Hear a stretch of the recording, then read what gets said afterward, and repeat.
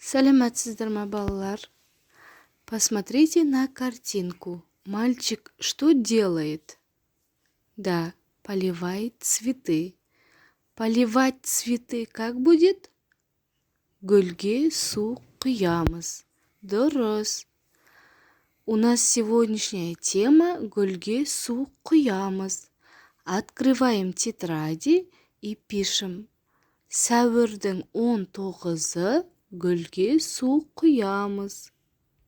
Оқу мақсаты күнделікті өмірде қолданылатын таныс сөздерден құралған қарапайым сөйлемдердің мағынасын түсіну.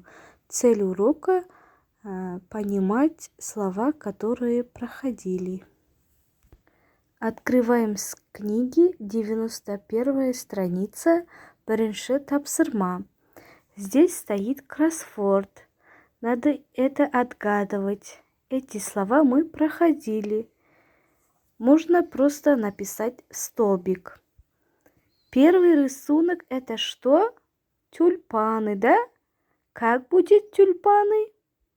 Пишем на первое. Второе. Окно.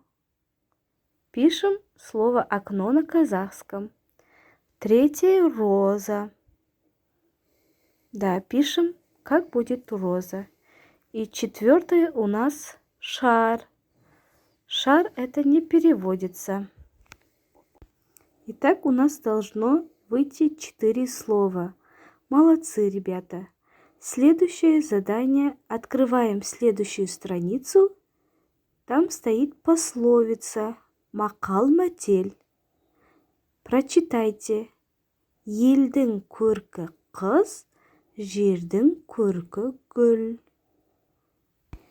Переводится как красота народа – это девушка, а красота земли – это цветок.